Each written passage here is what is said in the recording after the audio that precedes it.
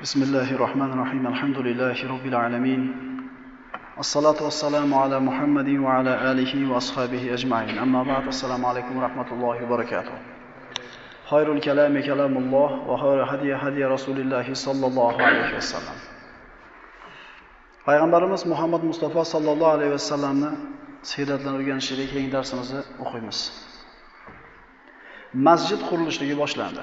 Payg'ambarimiz sallallohu alayhi vasallam Madinaga kelib birinchi qilgan ishlari Masjid an-Nabaviyni qurishni boshladilar. Sahobalar juda ko'pchilikka kelib payg'ambarimiz sallallohu alayhi vasallamni o'zlarini uyiga olib borishlikni xohlashdi. Vaqtincha yashab turgani payg'ambarimiz sallallohu alayhi vasallam uchun uy kerak edi. Endi qaysi baxtli sahobaki Rasulullohni o'zining uyiga qo'shni qilib olib kirib ketadi. Payg'ambarimiz sallallohu alayhi vasallam Abu Ayyub Ansoriyni uyini ixtiyor qildilar. Chunki ana shu masjid uchun tanlab olingan yerni ro'parasida edi bu hovli. Hamda hovlisi Abu Ayyubning keng edi, 2 qavatli uy bor edi. Payg'ambarimizga Abu Ayyub yuqoriga ko'tarishlikni, 2-chi qavatga ko'tarishni taklif qilganida payg'ambarimiz: "Ey Abu Ayyub, bizni ziyorat qilgani ko'p odamlar keladi. 2-chi qavatga ko'tarilib tushishlikda odamlarga ko'p mashaqqat bo'ladi. Shuning uchun siz yuqoriga chiqing, men pastda bo'lay" dedi. Abu Ayyub rozi bo'ldi. Demak, shunday qilib payg'ambarimiz sollallohu alayhi vasallam yuklarni ko'tarib Abu Ayyub uyga olib kirib ketdi. Kechiktirilmasdan birinchi kundan masjid qurilishi davom etdi. Chunki Alloh taolo siz bilan bizni yer yuzini obod qilishligimiz uchun yuborgan. Esimizdan chiqmasin. Islom dunyoga berilmaslikka buyuradi, dunyoga berilib ketmaslik kerak degan juda ko'p gapiriladi, lekin buni shunday tushunish kerakki, dunyoda tashab qo'yish kerak ekan, tarki dunyo qilib uy ham qilmay, bola chaqa ham qilmay, darvishona kiyinib, umuman e'tibor bermaslik kerak ekan degan gapni tushunmasligimiz kerak. Alloh taolo dunyoni obod qilishligimiz uchun yuborganligini siz bilan bizga Qur'onda bayon qilgan. Uyimiz albatta koshona bo'lmasa ham, borini pokiza ushlab turishlik, ko'chalarda toza tutishlik, ust-boshimizga yaxshi qarashlik, dunyoda o'lmaydiganda yashashlik kerak bo'ladi. Lekin ibodatni hozir bo'ladiganda qilishlik kerak bo'ladi.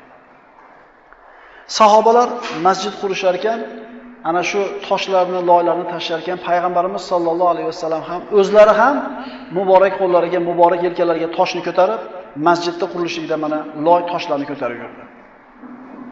Sahobalar nashid aytishar edi. Allohumma la aysha illa ayshal axira faghfir lil ansori val muhajira. Mazmuni shu ediki, Parvardigoro, hech qanday yaxshilik, hech qanday hayot yo'q, faqat oxirat yaxshiligi hamda oxirat hayoti deyshar edi. Ansor va muhojirlarning gunohini kechirgan. Mana 2 qator bayt. Allohumma la aysha illa ayshal axira faghfir lil ansori val muhojira. Endi payg'ambarimiz sollallohu alayhi vasallam lug'atda, so'zda fasohat, yetuk balog'at egasi bo'lishiga qaramasdan shu 2 qator she'rni ayta olmas edi. 2 marta qaytarsiz o'rganasiz. Allohumma la aysha illa ayshal axira faghfir lil ansori val muhojira. 2 qator she'r. Payg'ambar sollallohu alayhi vasallam dedi: Allohumma la aysha illa ayshal axira faghfir lil muhojirin va ansor dedi. O'sha ma'no, lekin o'rnini almashtirib aytsa she'r bo'ladi. Nima uchun payg'ambarimiz she'r ayta olmagan? Alloh subhanahu va taolo aytadi: "Va ma 'allamnahu ash-shi'ra va ma yanbaghi lahu in huwa illa zikrun va qur'anun mubin." Muhammad alayhisalomga she'r o'rgatmadik va shoirlik uning uchun durust emasdir. Payg'ambarimiz o'qishni ham, yozishni ham bilmagan savodsiz ummiy kishi bo'lgan. Arablar uchun oson, hamma bilgan, til uchun yengil bo'lgan 2 qator she'rni payg'ambar sollallohu alayhi vasallam ayta olmayapti. Chunki payg'ambarimizga she'r aytishlik Alloh tomonidan izn berilgan emas. Sahobalar payg'ambarimiz sollallohu alayhi vasallamni tosh tashlayotganini ko'rib turib, o'zlari ma'lumot qilishar edi. Ya'ni Rasululloh ishlab turgan paytda biz nimaga yalqonlik qilamiz? Tinimsiz harakat qilib masjidni qurishda ishlashar edi. Hamma odamlar bittadan g'ish ko'tarsa, Ammor ibn Yosir 2 tadan g'ish ko'taradi. Ammor ibn Yosirdan avvalgi darslarda mana aytganmiz, islomda birinchi shahid bo'lgan uni onasi Sumayya va otasi Yosir edi. Islomda birinchi shahid bo'lgan 2 ta odam. Ko'zini oldida Abu Jahl alayhillani otasini ham, onasini ham o'ldirgan edi. Mana shu Ammor ibn Yosir masjid qurishida 2 tadan g'ish ko'targanini ko'rib payg'ambarimiz haqqiga duo qildi. So'ngra bir ajib so'zni aytdilar. bechora Ammor uni tog'iy toifalar qatl qiladi. Ya'ni haddidan oshgan toifalar qatl qiladi. Haqiqatan mana shu payg'ambarimiz aytgan so'zdan 25 yil o'tganidan keyin Siffin ma'rakasida, mana shu Siffin ma'rakasida Ammor ibn Yosir ana shu tog'iy toifalarning qo'lida qatl bo'lib ketdi. Kelajakda bo'ladigan ishni 25 yil burun payg'ambarimiz xabarni berib qo'ydi. Masjidning qurilishi davom etar ekan, bir necha kun davom etdi. Kech kirdi kun, payg'ambarimiz Abu Ayyubning uyiga bordi. Abu Ayyub 2-qavatda yashaydi, payg'ambarimiz 1-qavatda. Kech kirganda Abu Ayyub o'zini ayoli bilan 2-qavatga ko'tarilib turib, bir-biriga qarab turib, nima qilyapmiz biz dedi. Rasululloh pastda bo'lsa, biz ustida yotib olamizmi? Bu qanaqa beadablik, qanaqa behurmatlik deyishdida, payg'ambarimizga bo'lgan muhabbatidan mana shu kecha yotmasdan uyini bir burchagiga o'tirib, devorga suyanib o'tirishdi. Xuddi atay qilgandek, bir idishidagi suv sinib ketib, yerga to'kilib ketdi suv. U tomlar manaqa tom bo'lgan emas, suv o'tib ketgan tomlardan. Shoshganlaricha hali suv pastga o'tib ketmasin deb, yopinadigan ko'rpalarni suvga emdirib chilab, suvni to'plab to'g'rab qolishdi. Va kechasi bilan uxlamasdan bedor bo'lishdi. Tong otgandan keyin payg'ambarimiz sollallohu alayhi vasallam oldiga chiqib, "Ya Rasululloh, siz yuqoriga ko'tarilmasangiz bo'lmas ekan. Chunki tunda falon ishlar bo'ldi" dedi. Payg'ambarimiz rozi bo'ldi, 2-qavatga ko'tarildi. Payg'ambarimiz sollallohu alayhi vasallam Makka da ahli oilalari qolgan edi. Abu Bakrning ham oilasi qolgan edi. Ularni olib kelishligi uchun payg'ambarimiz sollallohu alayhi vasallam Makka ga Zayd ibn Xorisani jo'natdi. Mana tabanni oyatlari nozil bo'lgunicha Zayd ibn Xorisani Qurayshda Zayd ibn Muhammad deyshar edi. Chunki meni o'g'lim deb Qurayshda oldin e'lon qilgan edi. Payg'ambarimiz ahli baytidan hisoblanar edi. U borib Abu Bakrning oilasini va Rasululloh sollallohu alayhi vasallam oilasini Madinaga ko'chirib olib keldi. Payg'ambarimiz Madinada turar ekan, juda ko'p kishilar payg'ambarimiz bilan uchrashishlikka haris bo'lishardi. Ularning orasida Abdulloh ibn Sallam, Yahudiylarning olimi, rohiblaridan edi. Abdulloh ibn Sallam, islomga birinchi kirgan Yahudi Abdulloh ibn Sallam roziyallohu anhu bo'ladi. Rasululloh Madinaga kirib kelgan kunda Abdulloh ibn Sallam o'zini xolasining uyida bo'ladi. Madinaga Muhammad kiribdi degan gapni eshitib turib, Allohu akbar dedi. Xolasi jiyaniga qarab, "Ey Abdulloh, nimaga sen o'zini payg'ambarman deyotgan bir Qurayshlik Madinaga ko'chib kelsa, takbir aytding?" dedi. Abdulloh ibn Sallam aytdiki, "Ey xolajon, agar Musa ibn Imron kirganida ham bunchalik takbirni aytmasin" dedi. "Nimaga unaqa deyapsan?" dedi. "Bizi Tavrotda yozilgan payg'ambar ana shu kishi bo'ladi" dedi. "Musa va u birodar bo'ladi" dedi. Xolasi aytdi, "Borib aniqlab kel bo'lmasa" dedi. Abdulloh ibn Sallam payg'ambarimiz sollallohu alayhi vasallam oldiga borib uchrashdi hamda payg'ambarimizdagi alomatlarni kuzatib turib aytdi: "Ey Muhammad, men sizga 3 ta savol beraman. Bu savolning javobini faqat nabiy biladi" dedi. Agar haqiqatan payg'ambarimiz ana shu uchala savolga javob bersa, nabiy ekanligiga shubha qolmaydi. Birinchi savoli: qiyomatning birinchi belgisi, birinchi alomati nima? Ya'ni katta alomati nima? Ikkinchisi, jannatiylar birinchi bo'lib yeydigan taomi nima? Uchinchisi, qaysi holatda bola otaga o'xshab qoladi, tug'ilgan bola? Qaysi holatda onasiga yoki tog'alariga o'xshab qoladi? Payg'ambarimiz sollallohu alayhi vasallam Imom Buxoriyda keltiriladi bu hadis. Aytadi, "Hozir menga Jibril mana shu narsani xabarini berib ketdi" deydi. Qiyomatning birinchi alomati mag'rib va mashriqdan odamlarni to'plab haydab ketadigan o't dedi. Qiyomatning katta alomatlarining birinchisi bu ana shu katta o't chiqib odamlarni bir tomonga qarab haydashligi dedi. Ikkinchisi, jannatiylarni jannatda birinchi yeydigan taomlari kitning jigari, kabidu hud deyiladi. Nahang deymizmi, kit deymizmi, xohlaganini aytadi, lekin ana shu kitni jigari jannatiylarda jannatga kirganda birinchi yeydigan taomlari bo'ladi. Uchinchisi, qaysi holatda bola otaga o'xshaydi, qaysi holatda tog'alari yoki onasiga o'xshaydi. Payg'ambar sollallohu alayhi vasallam aytdilar, bu Buxoriydan bu hadis. Er-xotin yaqinlik qilganda erkakning suvi ayoldan o'zib ketsa, otaga o'xshaydi bola. Agar ayolning suvi erkakning suvidan o'zib ketsa, tog'alariga yoki onasiga o'xshaydi. Mana shu uchala savolga javob bergandan keyin Abdulloh ibn Sallam ashhadu an la ilaha illalloh va ashhadu annaka rasululloh deb iymon keltirdi. Birinchi bo'lib yahudiylardan iymonga kelgan kishi. Yana bo'lib ham olimi, sayyidi, qavmining hurmatli kishisi. Iymon keltirganidan keyin Abdulloh ibn Sallam, "Ya Rasululloh, meni iymonga kelganligimni odamlarga aytmay turing" dedi. Bizni yahudlar xiyonatkor, ahdida turmaydigan xalq. Chaqiring ularni dedi. Payg'ambarimiz odamlarni to'pladi, yahudlarning sayyidlarini chaqirdi. Abdulloh ibn Sallam islomini hech kimga bildirmagan holda berkinib turdi. Payg'ambarimiz sollallohu alayhi vasallam yahudlarning sayyidlariga islomni tushuntirib, ularga iymonni taklif qilib, islomga o'tishayotganida ular qabul qilishmadi. Shunda payg'ambarimiz sollallohu alayhi vasallam Abdulloh ibn Sallam oranglarda qanaqa odam? Ular aytishdi, sayyidimizning bolasi, olimimizning bolasi, eng hurmatli, obro'li kishilarimizdan. Rasululloh agar Abdulloh ibn Sallam iymon keltirsa nima qilasizlar deganida, Alloh saqlasin uni, u hech qachon iymon keltirmaydi dedi. Deganida Abdulloh ibn Sallam berkilgan joydan chiqdi va aytdiki, men Allohdan o'zga iloh yo'q va Muhammad uning rasuli ekanligiga guvohlik beraman dedi. Odamlarning oldida yahudlarning ziyoniga hujjat. Hozir aytib turishuvdi. Sayyidimiz, olimimiz, hurmatli kishimiz. Abdulloh ibn Sallam iymon keltirdim deyishiga haligi gapni gapirganlar, bu bizni johilimiz, ahmoqimiz, tentakni bolasi deb turib, hozir gapini teskari tomonga burishyapti. Chunki holat ularning manfaatiga yurmayotganligini ko'rganidan keyin darrov gaplardan qaytishdi. Bu yahudlarning tabiati. Ular ahdida hech qachon turmaydi. Payg'ambarimiz sollallohu alayhi vasallamning ayollaridan biri Sofiya binti Hayo ibn Axtab yahudiya bo'lgan. Hayo ibn Axtab Banu Nazir yahudlarining podshohlaridan bo'lgan. Shuni qizi Sofiyaga payg'ambarimiz uylangan.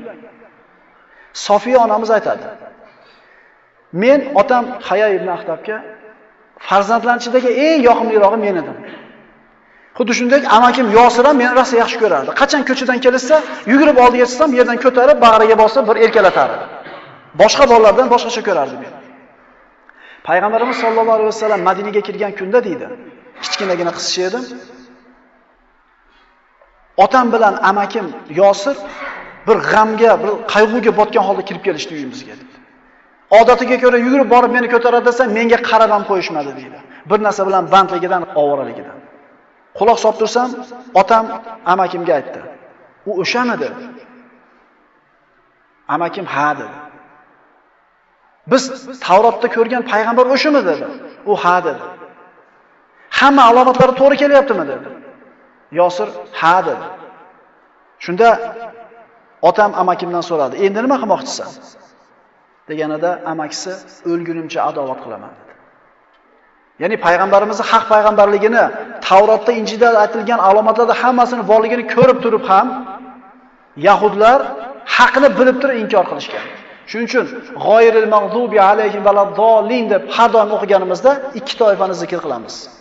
Parvardigori bizlarni to'g'ri yo'lga boshlagin. Bu yo'l seni g'azabingga uchragan yahudlarning yo'li bo'lmasin, hamda zalolatga botib ketgan nasroniylar yo'li bo'lmasin. Yahudlar bilib turib inkor qilishgan. Shuning uchun Alloh taolo ularga la'nati bo'ldi. Payg'ambarimiz Madinaga ko'chib keldi. Madinani hukmi payg'ambarimizning qo'liga o'tdi. Bir qancha hukmlarni payg'ambarimiz e'lon qildi. Mana Madina dasturi deb mashhur bo'lgan tarixda bu hukmlar bir qancha bir bandlari bor, ba'zilarini gaplashgan bo'lamiz. Birinchisi, muhojir va ansorlarni payg'ambarimiz sollallohu alayhi vasallam birodar tutuntirdi. Ma'lum bir kishilar bilan xossatan birodar qildi, umuman birodarchilikka buyurdi. Sayyid ibn Rubayy roziyallohu anhu Abdurrahmon ibn Avfni birodar qilib tanladi o'ziga. Shunda Sayyid ibn Rubayy Abdurrahmonni o'zining uyiga olib borib, "Ey Abdurrahmon" dedi, "Mendan nima bo'lsa, yarmi sizniki" dedi. "Nima bo'lsa, yarmi sizniki" dedi. Endi Abdurrahmon ibn Avf mana shu narsa uchun hijrat qilib kelganmidi? U muhojirlar dinini saqlash uchun hijrat qilgan edi. Dunyoni ko'zlab emas. Hijrat qachon hijrat bo'ladi? o'zini yurtida dinini, aqidasini, rukunlarini, amallarini bajarishlikda imkoniyati bo'lmay qolgan paytda shunda hijrat qilingan edi. Abdurrahmon ibn Avf Alloh va Rasuli deb kelganida hijrat qilib, dunyo demagan edi. Agar dunyo deb kelganida Sayyid ibn Rubayyi nima bo'lsa yarmi sizga degan edi. Boy odam edi bu odam. Abdurrahmon ibn Avf molingizga, joningizga Alloh barakot bersin. Menga bozorni ko'rsatib qo'ying dedi. Musulmon odam boshqa birovning yelkasidagi yuk bo'lib yashashligi kerak emas. Abdurrahmon tijorat kishisi edi. Payg'ambar sollallohu alayhi vasallam aytadilar, agar Abdurrahmon tuproq sotsa deydi, albatta foyda qiladi deydi. Abdurrahmon ibn Avf bir tiyinsiz kelgan Madinaga, lekin rizq birodarlar Allohdan. Berganda olib boyib ketsa, oluvdi-da yine boyib ketdi shu pul bilan deyish mumkin edi. Endi omodi ham boyib ketdi. Bilasizlarmi, Abdurrahmon ibn Avf o'lganda 8 million dinor meros qolgan. 8 million dinor. Rizq Allohdan. Alloh yozgandan oshiqcha ham bo'lmaydi, kam ham bo'lmaydi. Agar meros qolsa, ansorlar muhojirlarga qarindoshlaridan buliroq ana shu payg'ambarimiz birodar tutuntirib qo'yganlarga berishar edi. Oshib qolsa yana qarindoshlarga berardi. Hatto tug'ishgan qarindoshlaridan ko'ra meros berishlikda muhojirlarni ustun ko'rishar edi. Bu holat to Anfal surasining 75-oyati nozil bo'lguncha muhojirlarda meros olishligi ansorlardan, qarindoshlardan ko'ra baland turdi. Endi qachonki qarindoshlaringlar boshqalardan ko'ra merosda haqliroq degan oyat nozil bo'lgandan keyin o'zlarini qarindoshlariga birinchi o'rinda meros berishadigan bo'ldi. Ikkinchi qilgan payg'ambarimiz hukmlaridan Madinada yashaydigan musulmonlar, Madina ahli hech qaysisi Madinadan tashqari bo'lgan kishilar bilan hech qanday ahdga, kelishuvga, ittifoqqa bormaydi. Madina nomidan faqat payg'ambarimiz gapiradi. Endi payg'ambarimiz hukm yurgizyapti. Hech kim bilan dogovor, hech qanday ittifoq tuzmaydi. Faqat payg'ambarimiz tuzadi. Keyingi chiqargan hukmlaridan kimda haqqi bo'lsa, bu haqni undirishlik islom orqali bo'ladi. Islom qonuni bilan bo'ladi. Keyingisi Qurayshdan hech qaysi bir kishiga Madinada himoya berilmaydi. Ya'ni bu bilan payg'ambarimiz Qurayshga urush e'lon qilgan. Qurayshdan kelgan odam kim bo'lishidan qat'iy nazar, Madinadagi himoya beraman degan odam kim bo'lishidan qat'iy nazar himoyasi tan olinmaydi. Shunday qilib payg'ambarimiz Madina ishlarini tartibga keltirdi. Shu vaqt ichida ansorlarning sayyidlaridan Asad ibn Zurora vafot etdi. Uyda birinchi marta juma namozi o'qilgan Asad ibn Zurora. Shu kunga kelib payg'ambarimiz Madinaga ko'chib kelganiga 4 oy bo'lgan edi. Yana bir ajib e'tiborimizni qaratadigan narsa shuki, shu 4 oy ichida musulmonlarda o'g'il farzand tug'ilmay qo'ydi. Tug'ilgan bola yo qiz bola bo'ladi, yoki o'g'il bola tug'ilsa o'lib qoladi. 4 oygacha. Bu dunyodagi hech qaysi bir shaharda bunaqa ish bo'lsa oddiy ish deb qaralmaydi. G'ayrioddiy ish edi. Musulmonlarda o'g'il bola tug'ilmay qo'ydi. Shunda yahudlar gap tarqatishni boshlashdi. Biz deyishdi, musulmonlarni sehrlab qo'ydik, endi o'g'il bola bularga tug'ilmaydi, bular endi qirilib ketadi deyishdi. Endi 4 oy shu ish davom etgandan keyin ba'zi odamlar haqiqatan shu to'g'ri shekilli deb gumonga ham borib qolishdi. Shunda payg'ambarimizni sahobalaridan Zubayr ibn al-Avvomning ayoli Asmo binti Abu Bakr homilador holatida, homiladorligining oxirgi kunlari holatida Madinaga hijrat qilib keldi. Asmo binti Abu Bakr. Abu Bakrning qizi Asmo. Zotun nitoqayn. Keldi, Madinaga kirishligi bilan tug'di. O'g'il tug'di. O'lib qolmadi. Xursandchilikda cheki yo'q edi. Asmo binti Abu Bakr Zubayr ibn al-Avvomning ayoli. Zubayr ibn al-Avvom haqida payg'ambarimiz aytadilarki, har bitta payg'ambarning havoriysi bo'ladi, eng ishongan kishisi bo'ladi. Meni havoroyim Zubayr ibn al-Avvom degan. Zubayr ibn al-Avvom payg'ambarimizning ammasi Sofiya binti Abdul Muttolibning o'g'li. Zubayr ibn al-Avvomning o'g'li tug'ildi. Abdulloh ibn Zubayr roziyallohu anhu. Asmo binti Abu Bakr o'g'il tug'ib turib, farzandini Rasulullohning oldiga olib borishligini buyurdi. Payg'ambarimiz oldiga xursandchilikni chekib sahobalar olib borishdi. Payg'ambarimiz qattiq xursand bo'ldilarda, ozgina xurmoni olib chaynab, og'ziga, ana shu chaqaloqning og'ziga xurmodan solib qo'ydi. Abdulloh ibn Zubayrning og'ziga tushgan birinchi narsa Rasulullohning muborak so'laklari bo'ldi. Sahobalarning xursandchiligini cheki yo'q edi.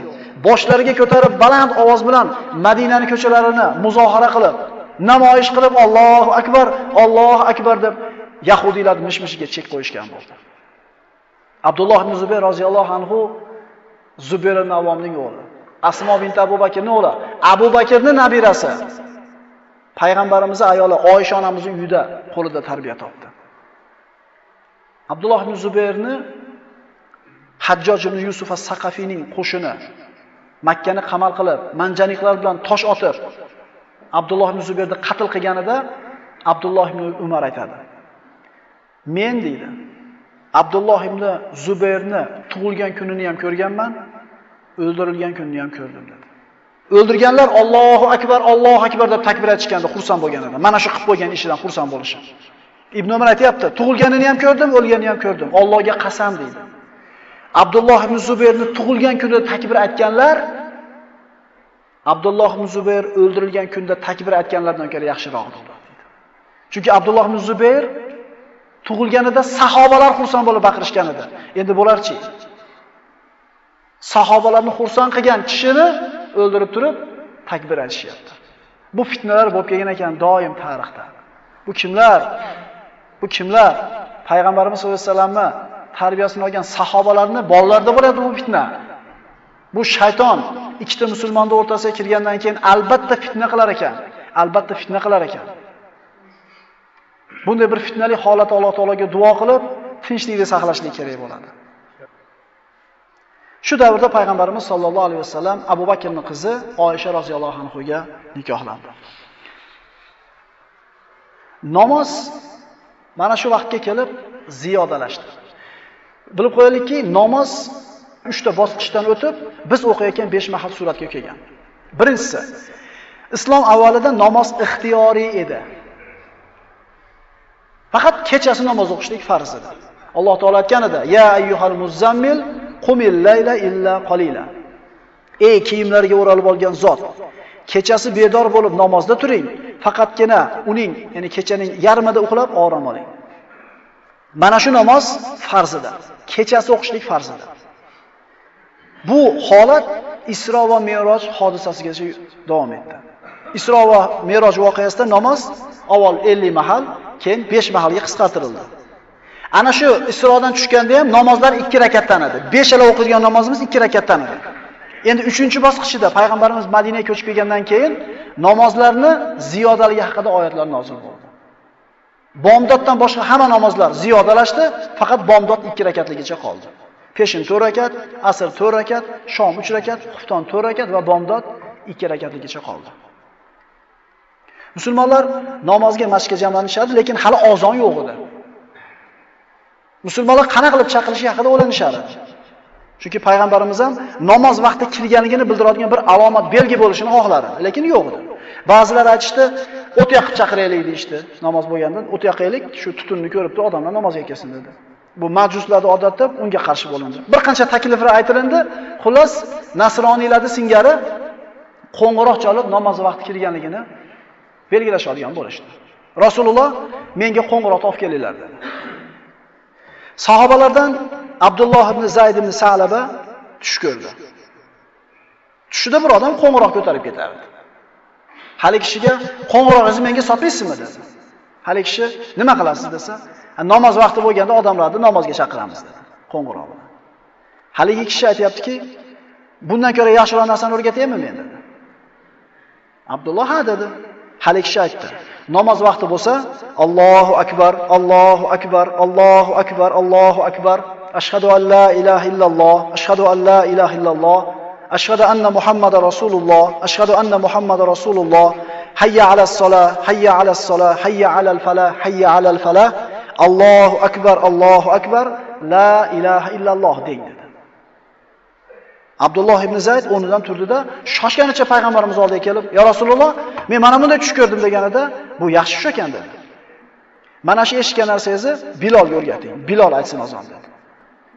Chunki uni ovozi sizgidan chiroyliroq va balandroq dedi.